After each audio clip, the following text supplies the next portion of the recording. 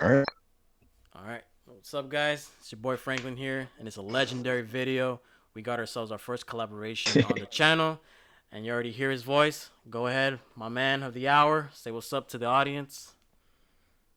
What's up, guys? It's me, Larry. First time with Frank. So hopefully, this will be good. I'm gonna try to do this more often. Probably do some with Darius and Ray eventually one day. But for now, you guys got me and Frank gonna kind of talk about like shiny locks and stuff. Yeah, so pretty much we're gonna be talking to the casuals out there. I know some of y'all know Larry Bud. He's dropped in at the live streams when I do the giveaways, and we actually have met each other through Pokemon Central. And I always have that link of that group in the description. So go ahead and check it out. He's an admin, does a bunch of good stuff like giveaways, shiny raids, all that other good stuff. Just basically trying to grow the casual Pokemon community as well as the competitive scene. Because me myself personally, I always like to play competitive Pokemon. So. And there you have it. So today's Yeah, topic, yeah, we're pretty much going to be talking about Shiny Lock as you mentioned. And I'm just going to start off the conversation a little bit about it and then we'll deflect depending on how things go. So basically, everyone knows what a shiny Pokemon is. It's basically is a different color variation of a specific Pokemon. Everyone has seen one. Nothing really special about it, just that it basically is maybe your Greninja might be black, or maybe your Rayquaza might be black. And some shinies look better than the original colorways or the original Pokemon. Sometimes they're just like garbage, like Espeon. But anyways, today we're gonna be like we want to talk about how shiny locked Pokemon, however, isn't necessarily a great mechanic. As a matter of fact, me personally, I think that shiny locked Pokemon kind of deter, I should say, of the specific value of a certain Pokemon. So, just to give you guys a brief history, up until Generation 4, and I'm surprised some people don't know about this, but yeah, I you had no can, idea. yes, you can basically a soft reset to get any shiny you want up to Gen 4. The Arceus, Darkrai, Shaman, the other mythical Pokemon or event Pokemon in up until Gen 4, those can all be soft reset.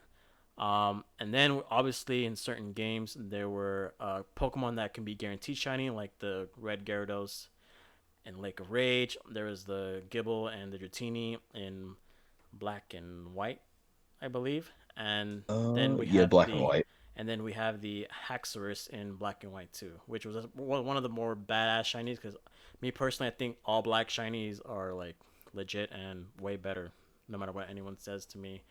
And so I'm gonna have Larry talk about shiny lock Pokemon because he does a lot of giveaways and some people be asking for the dumbest Pokemon in existence. So I guess he has some more experience. So if you want to talk about shiny locked and unattainable shiny Pokemon. Yeah, for me personally, I feel that more people like the difference. Like I play competitively mainly, so it's like something being shiny or not really doesn't like affect the outcome of the battle. But I do see it a lot. Even if something is like a legal shiny, people are like, yeah, like I just want it for to collect it. And I'm just kind of like, oh, okay. Well, it's not gonna work, but I do kind of see the appeal. And that's kind of where I do see that like shiny lock is kind of unneeded to a point because people are still gonna get it somehow and they're still gonna want it. The kind of forced scarcity, people will find a way. We've had these games for like 20 years now. People will find a way to get it, even if it's not legal, they'll still manage to find it somehow. Because as you know now, like a lot of things that are shiny lock technically can still trade for some reason. Cough cough game freak. But like it is what it is. I just kind of I really want to kind of understand why people still want them, even though, I know people do say collectors, but it's just, like I said, me personally, I don't really, I don't see the appeal. But just back to Frank on what his thoughts on that is. Sorry. No, it's all right. So me personally, I think like shiny locking Pokemon is not necessarily a good way, like I mentioned before, specifically because even though, for example, I think the more infamous ones are Victini, Keldeo, and Volcanion. Like even though those Pokemon cannot be appear to be shiny in the games whatsoever because partially they're event Pokemon, they somehow still go through the legality checks in Game Freaks. I think in Marshadow too. yeah, and the Marshadow as well. In Gen 6, 7 and 8. I'm not sure about 6 because I technically got back into Pokemon in Generation 6, so I don't have that much info. But I always see people trading shiny Victinias, Keldeos, Volcanias. And matter of fact, I just got one from my last giveaway I just did a couple days ago, a shiny Volcanion, and I kind of want to just throw it in the trash because I'm not really that kind of guy to keep that kind of stuff. Um, so with these shiny lock Pokemon, I think there isn't really a specific reason why Game Freak does it. My theory, and I think I checked on several sources like on Reddit.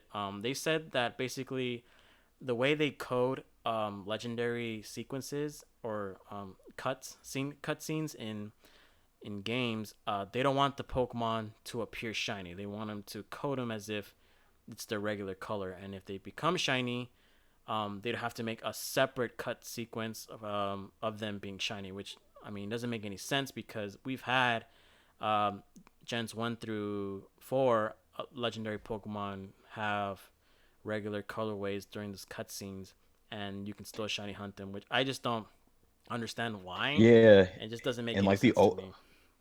my bad, and like the overworld sprite, like I know when it was like what was it, the wormholes and stuff, and like I think Gen Gen, 8 or 7. Gen I mean 7, Gen yeah. 7. Yeah, like the overworld sprite would be non-shiny, but then when you get in the battle, it can be shiny or not. So I mean, I think that's kind of like a kind of stupid reason on their part, because I mean, they could still just do it regardless and still just kind of have the sprite be non-shiny or like the animation and stuff. But I don't know. It's Game Freak, but I mean, I think the whole shiny thing is just like I said, it's just for scarcity, honestly, and just to be able to push out events. Because if they wanted to, I mean, they could just make everything kind of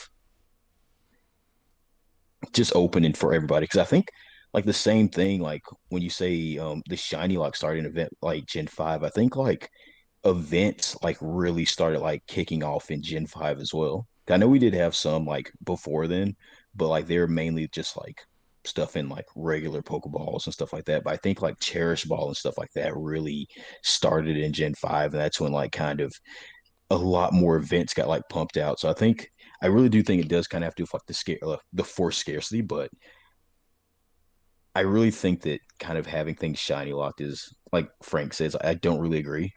But I just think that I mean they eventually get him to us somehow, but like stuff like Keldeo, I think that should have been made shiny like so long ago Right. officially because we've had access to it for this whole time. I mean, yeah, like not through legitimate means, but I mean like if they didn't want us to be able to have access to it, I mean, make it not tradable. I mean, I don't think that would be a hard thing to just make it to where shiny Keldeo is just like trade blocked. Because I know some of them, when you make them shiny, they don't work. Same thing with like Marshadow. Like the only shiny Marshadow that works at the moment now is if like somebody makes the event that just came out shiny. Any Right. other one they don't pass like normally. But, I don't know. I think definitely just unneeded. Same thing with like the Galar birds. Like those, if you do it a certain way, they pass through legality checker. And I think it's just more so Game Freak oversight because if they really did, and I like I said before, I'm kind of contradicting myself. I do think it's for scarcity, but I mean they can kind of make it even more for scarcity if they actually coded things properly to kind of like block it out. Because it's pointless to make shiny locks if we can still like get them, even though it's not legit. Like we can still have them because I mean some Right. people don't care about using them like online and stuff like that. But I mean that's what I had to say about that a little bit. I mean, just kicking it back to Frank, see what he thinks about it. Yeah, so I actually managed to see all three Galarian birds on Wi-Fi battles on Sword and Shield recently, and I actually have shiny Victini as well. So again, I guess it's just on Game Freak. Like if you're not gonna code them to appear shiny, then what's the point of not blocking them from trade, which is kind of odd. And that's been a pretty much a recurring theme since Gen 7 because I know that legality checkers in that series as well wasn't that great because people were still able to use it online. They didn't get banned or didn't get anything, which I guess it's kind of good because some of these Pokemon, maybe little Timmy doesn't know that um, Victini should be shiny locked and he ends up getting it and somehow he gets banned, which is kind of messed up because he wouldn't know. But I Exactly. and as for Game Freak, which is kind of weird because it's kind of, I'm gonna deflect off a little bit. I think the way Game Freak thinks about with shiny Pokemon as well, it's like you want to cater to your casual fan as much as possible. That's your biggest audience, regardless of the age factor.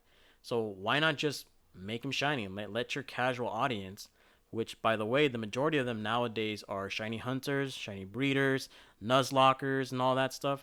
Why don't you give them an extra method of shiny hunting shiny locked Pokemon? Like we've had the Galarian birds, which are roamers, which I think already sets a difficulty in getting these Pokemon, because I know Zapdos for me took forever because I didn't know that it can slow down if you keep chasing it through the wild area. So something like that, where you want to cater a lot more towards your casual audience, because people like me, the competitive side, we don't really care. But for those Exactly. that you're trying to reach, those who you're making the most money out of them, just give them something. And I guess I'm gonna jump to Gen 7, because Gen 7 I actually have a personal like issue with the shiny locked Pokemon. So if you scroll over to Sun and Moon, the original Sun and Moon, we have the four Tapus, we have Lunala Solgaleo, and then we have the Ultra Beasts. And obviously the Ultra Beasts, I don't know why they were shiny locked in Sun and Moon, because you can get multiple copies of them in the first place, unless they thought if there's multiple copies of a quote unquote legendary, then maybe there shouldn't be shinies. But me personally, I have a really big problem of the shiny locked method with Solgaleo and Lunala, because these Pokemon, when they were first introduced, I believe it was November 2016, which is the beginning of Gen 7.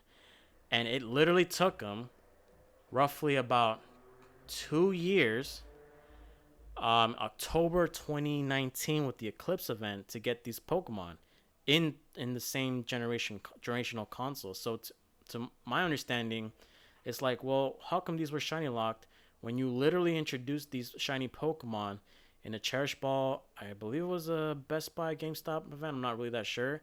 I think it was. Only for it to be basically disregarded, because another month, 1 month later, you have Sword and Shield. So I got something to add about that. go ahead. So when these first came out, when like you could do these through home, because these were part of the first set that was available. Hmm. The thing is, like, for like the first, like, I think maybe 2 or 3 weeks, you couldn't even trade the legit ones. That's how bad like the Game Freak oversight was, because you had to have like one that was illegally made to actually make it tradable. The ones that were legit, they wouldn't pass through like normal means.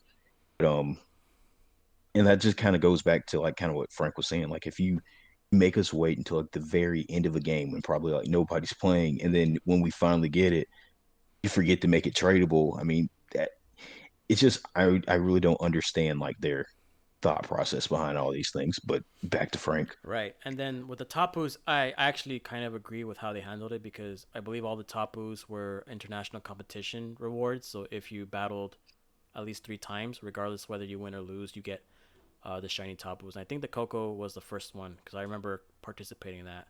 But by then, I already had a shiny Tapu Koko, because Japan always get these events very early. So that's gonna be like Yeah, another deflection right there. The U.S. and Europe, uh, Oceania usually gets their shiny mythical slash legendaries, cherish ball, whatever, early, and meanwhile we get the shit end of the stick. So then this is more puzzling too. So you have Lunala and Solgaleo shiny locked. Okay, that's cool. So then you see the Ultra Beasts in Sun and Moon. They're all shiny locked, even though some of them you can get multiple copies. I'm like, all right, that's cool. But then you go into Ultra Sun and Moon, and you find out that hey, the Ultra Beasts are not shiny locked anymore, but yet we still have Solgaleo and Lunala, because they were shiny locked up until that event.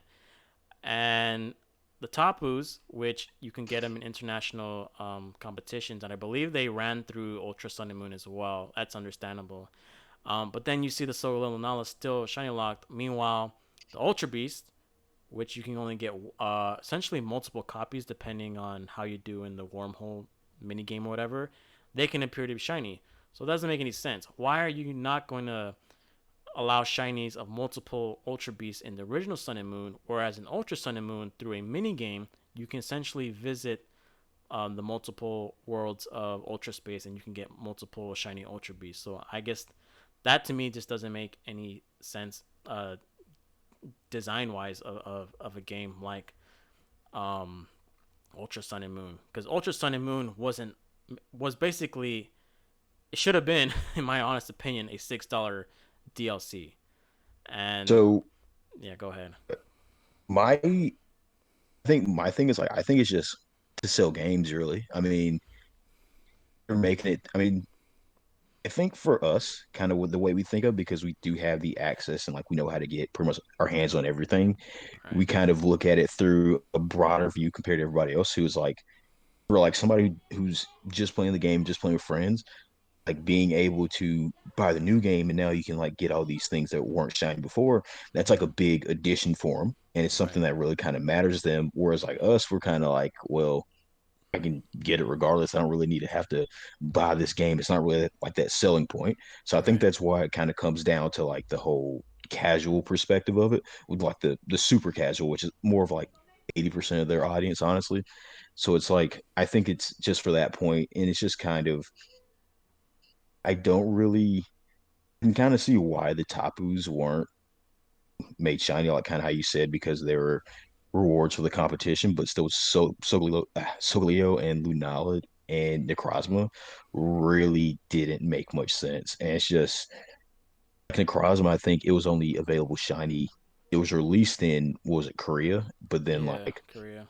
I mean, you can trade it anywhere. So if they really wanted to make it still just like I said, going back and kind of contradicting myself. I think it's for scarcity, but I just think they don't really do it right because if they really want it to be effective, they could just make it to where the mods are back to being like console region locked, like they were. And I think maybe Gen 3 and Gen 4, like they were console Right. region locked and stuff like that. But Mm-hmm. it's just it's one of those questions that like I would really want to like why do you do this? But I don't think we'd get like the best of answers. But I mean that's what I had to say about that one. Yeah, and the other thing too, like from a technical standpoint, if your box cover legendaries like Sogalil Nala and Necrozma eventually and Ultra Sun and Moon are like are integral parts of the story or important parts of the story, I mean, just give it, just make it shiny. Just make the, the people who are want to have an emotional connection with their games have more of a connection when they find it shiny, because the thrill of, I mean, personally, like we've mentioned, we don't really care much about shinies, but to some people, catching that shiny is like, it unlocks an emotional connection that these games often nowadays just lack, and you want to keep that connection with your consumers who like buying Pokemon games every other year. And that's just my personal thing on it. And obviously, as with fusion Pokemon, like this isn't the first time where we have fusion Pokemon. We have the black and white trio of the dragons, and you were technically able to get them. You can actually get Kyurem shiny, I believe, in black and white too, and black and white as well. Which again, whatever. And Yeah. Necrozma here is still shiny locked, which is kind of weird. So then we're jumping into Gen 8. At this point, Gen 8 is when Pokemon Home was introduced. So all the Pokemon you can technically get shiny can be transferred over depending on what Pokedex was allowed. We had the Home Pokedex, and then we had DLC 1 and DLC 2. Um, Very disappointing that Zaishen and Zamazenta were not shinies, because their shiny colorways are actually pretty cool, because it represents their actual name of the color, um, like magenta for Zamazenta, which actually looks pretty cool. I actually like that Oh, I didn't know that. over that. Yeah, because I think, I didn't think about that. yeah, so it's kind of where you name it you name these Pokemon based on the colors of the rainbow or whatever, or the spectrum, and you don't give it their specific shiny color. Like, okay, that's cool, whatever. And then you see some gift Pokemon where you cannot get them shiny. That's been pretty much a common standpoint for all these games so far.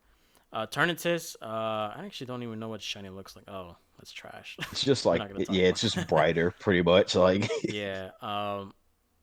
I feel like Eternatus has nothing to do with. I mean, I will probably talk about it in another video. Like, Eternatus had nothing to do with the story at this point. You could just disregard it. Um, so then we have the Aloe Armor, where you can get these Pokemon in the Fields of Honor as the gifts for collecting 151 useless Diglets out there. And then you have Sword and Shield through the Crown Tundra. And again, you see here the Cosmog is shiny locked. Poiple is shiny locked as a gift, which is kind of odd because you can get Poiple shiny. I believe it was through a Japanese event, and I believe you can Like the actually Ultra soft event or reset. something. Yeah, and I believe you can actually shiny or soft reset for one because it doesn't say here. Because technically you get as a gift at the I forgot was the place where you fight Ultra Necrozma. But you can actually soft reset to get one if I'm not mistaken. And Yeah, you then can. yeah, and so you see the legendary birds. Now with roaming Pokemon, like I said earlier, like the challenge of getting these Pokemon are actually kind of crazy because Articuno for me was the hardest one because you had to play the guessing game and all that. And Moltres just flies around whatever. Zapdos just runs around whatever. But I feel like if they added the shiny mechanic into those Pokemon specifically, then it would have made them a lot more meaningful experience. Because not only you have to hunt for these Pokemon, but then you got a soft reset, do it a million times or whatever, and then the joy of getting these Pokemon shiny variations, which by the way, for these three are basically a reflection of the Cantonian original color, which is actually some of them look pretty cool on each other. Yeah. I feel like they should have done like make it even harder and just like kind of more wording if they wanted to make them shiny official. Make it to where they can only be shiny if they popped up in like certain locations.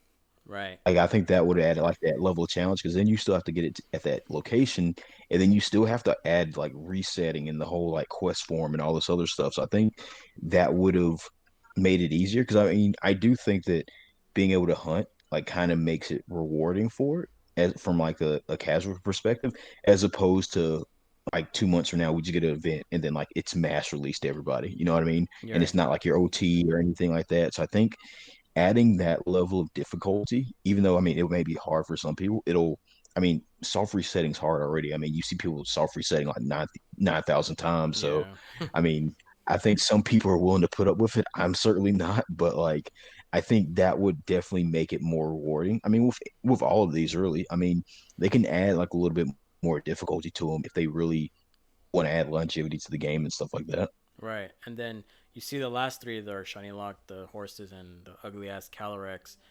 They're not. Yeah, They're not. I mean, they're shiny locked, which again, this is another fusion example where they're all three are shiny locked, and I'm pretty sure somewhere along the dying ends of Gen 8, if we ever get to Gen 9, these will probably appear as shiny Pokemon. And then the other thing I wanted to talk about was pretty much like the irony or the hypocrisy of how shiny locked Pokemon work. So we talked about in the beginning how one possibility or one reason why they wanted to shiny lock Pokemon is for the cutscenes, because when you make cutscenes and yada yada yada, all those Pokemon need to be shiny to make it appear legit. But then for some Pokemon, you get as gifts in, say, for example, let's say I don't know what to choose here. Here's the Poiple for the Max Layer gift in Gen 8. These Pokemon you get as gifts are not, or they don't use cutscenes whatsoever. You just get the Pokemon straight up. exactly. Something like Magearna in Gen 7, you get it through a QR code, which I thought it was a pretty cool thing to do. Turns out Magearna did not get any shiny variations, and we didn't get its original ball variation up until the release of Pokemon Home, and that one is still like you cannot have it shiny, which makes sense because it's still a gift Pokemon. So then at that point, it's like, well, if you're not, if you're shiny locking these Pokemon that go through cutscenes, how come the shiny lock, or why should the shiny lock apply to those Pokemon you just get essentially handed to you for free? Where you only have to go to a store, download a code, type in a code through mystery gift. I think what they could do to fix that is essentially perhaps you can input the code in your game in mystery gift, but you can soft reset the result of the gift. So that way, for what we have right now, if you use the code one time, that's the only Pokemon you're going to get. You can't soft reset. You can't get multiple copies. And perhaps they think it's a coding exploit or that can be potentially taken advantage of, which I don't, at this point, I'm still not really sure about that. But what they could do on their behalf is just, hey, we'll let you download the code, but you can basically alter your Pokemon, how they come out. I mean, we've had Pokemon with different IVs, different natures, characteristics. So why not just make it shiny? Why not have your Magearna, which actually has two variations of shinies because it has two different skin variations? Why don't you just code them to appear shiny? And Pokemon that have, I think the good example is Zygarde. Like that, Zygarde has been pretty much getting the shit end of the stick for a very long time because in Gen 6 it was Yeah. essentially a throwaway. Supposedly there was supposed to be a Pokemon Z, never got shiny, and then Gen 7 it was it kind of got again the shit end of the stick. It wasn't really integral part of the story. But then it ended up getting a shiny event in 2018. So literally 5 years, because I believe XY came out in 2013. It literally took them 5 years for them to have a shiny Pokemon. Finally, of a Pokemon that doesn't even matter. It doesn't like have no plot um, structure with in either X, Y, or Gen 7. So again, what I'm trying to point out is that why are you gonna shiny lock a certain amount of Pokemon and then you're gonna hold them on the back burner for X amount of years? So that's just my It, thought on that. it doesn't make sense because it's not like they're making money off of these events. You know what I mean? Like, Right. I feel like it would benefit the games more if, like I said, they added the level of challenge to like hunt them. But then, like I said before, they just okay, here's an event, and then like the same event happens again. Like because what really like kind of gets me is like we wait so long for one thing to come out as an event, and then like next thing you know, they do so many of that event. Like look at Zarude right now. Like Yep. Zarude, we waited forever, and then now it's like it's getting re-released like every like 2 weeks, like this last like month, like in another country. So it's just, I mean, yeah, it might be to sell tickets for the movie, but I mean, I don't really see if that's like a big enough of a factor, but it's just one of those things where like it really doesn't make too much sense to me why they do the things they do. Because I mean, I would rather, and like I said, I don't even play like casually. I mean, I just feel like an earned shiny, like hunting it and all kinds of stuff like that would be better than just being like, okay, well, you can do all this hunting for it in game and it won't be shiny, than as opposed to be like, okay, here you go. Here's a random gift and you do no effort for it. So I think that like, and I feel like most people would agree, like, if you're gonna like shiny lock something when it does become like shiny available, I mean, make them put some effort into it. Like, don't just hand it out for free when you just like said before, like, nah, like wait for it. I mean, that's just my opinion on it. I just think that like they should let people earn them, like just instead of just here. But I mean, that's my whole point on that. Yeah, and then the last thing I wanted to talk about is like the shiny charm, like what is its actual value? Because, again, just as shiny locking, it was introduced in Gen 5. Well, specifically in Black 2 and White 2, and obviously, if you complete your Pokedex, you get an increased chance of shiny Pokemon appearing. It basically increases the chances by 300%, which is pretty massive because traditionally it's always been the 1 in 4,096 chance, or whatever we historically have had in the previous Pokemon generations. So I guess my point with that is, well, you introduce something that allows you to shiny hunt Pokemon. You're able to use the Masuda method to get to breed shiny Pokemon. You can encounter shiny Pokemon in the wild. What is the problem with using that for shiny locked legendaries? Why not? I mean, obviously, you're not going to get the shiny charm before you encounter these Pokemon because you need to complete your Pokedex by catching these legendaries. And by then, you're not going to be able to catch all the Pokemon because it depends on who you are as a person. And so Yeah, I feel like, for what about post story Pokemon, I think the Shiny Charm right there would exceed because, for example, technically in Generation 8, you get the Shiny Charm by completing the base 400 in the Pokedex. So before Outlaw Armor and before the Crown Tundra, you can get the Shiny Charm already because even though the Pokedex opens up more, it still only registers the minimum 400 you need in the base game to get the Shiny Charm. So you have all this opportunity to use this the Shiny Charm for various legendaries such as Kubfu and the eventual Urshifu family, which by the way, that technically is shiny locked, but it somehow passes through the game code, which is very interesting to say the least.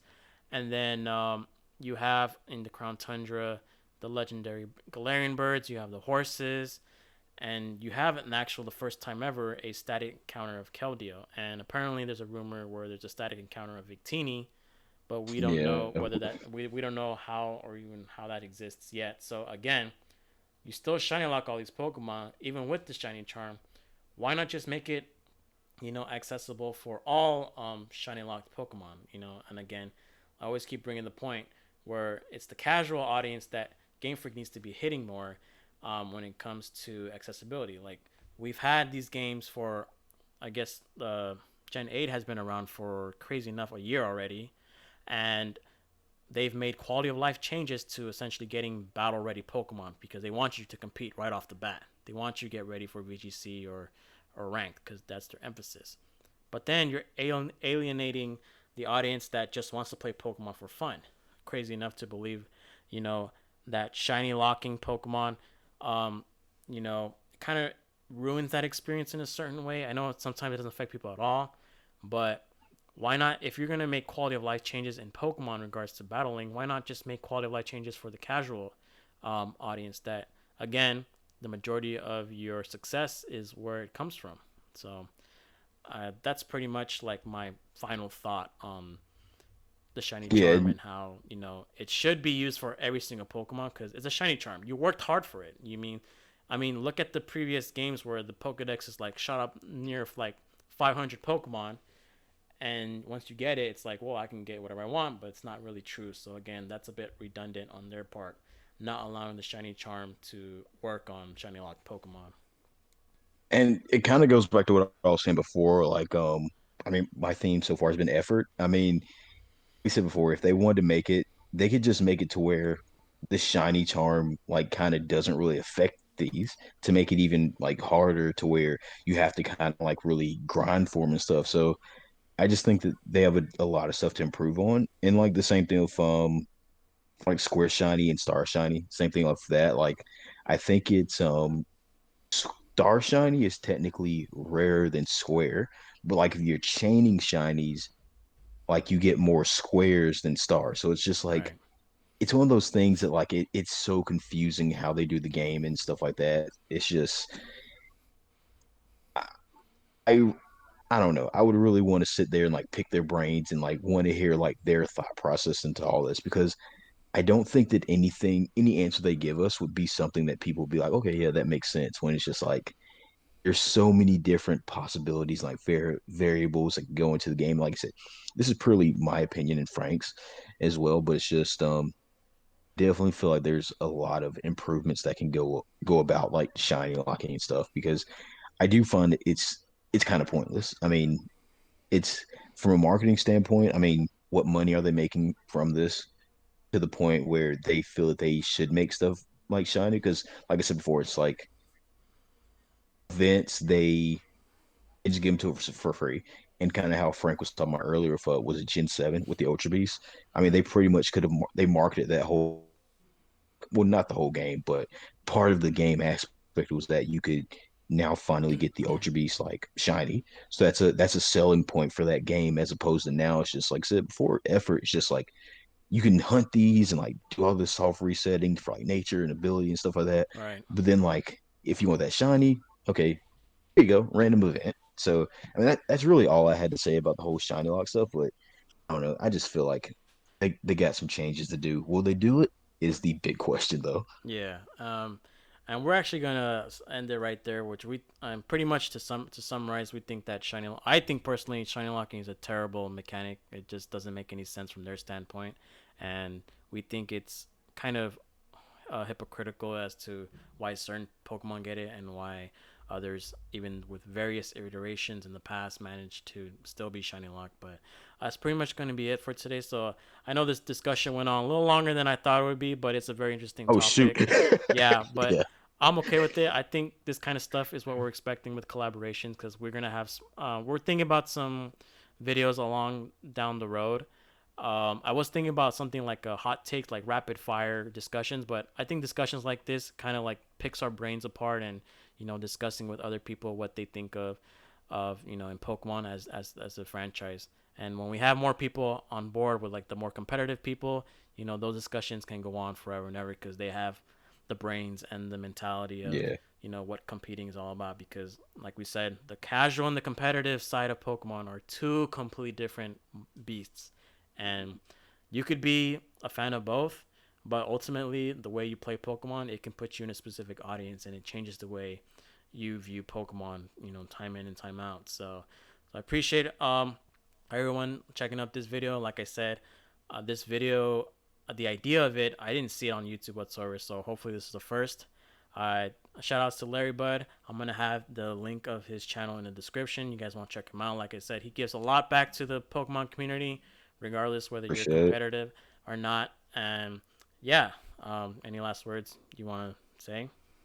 Nah, same for you. I mean, I'm gonna drop a link for Frank in the description. I mean, he does the same thing, always trying to give back to everybody. Like, I mean, it's it's fun to do. I mean, to help people out, but definitely let us know any other kind of like discussion topics you want to know. Just like leave a comment. But and you'll also see some like competitive discussions. Like we'll try to get Darius in here, the greatest battler that nobody's ever heard of. But Yeah. I'm for real. Like he deserves more subs. He deserves more subs. That's all I can really say about Darius. Deserves more subs, more recognition. But when we get him in the call, you'll see like this Yeah. man's a genius. But that's all we gotta say. I mean, let us know what you thought about the video and like other topics. And I mean, that's it. I mean, good to have Frank on here. Yeah, no problem. I appreciate you being here as well. And that's pretty much it for today, guys. See you guys soon. Peace. See you guys.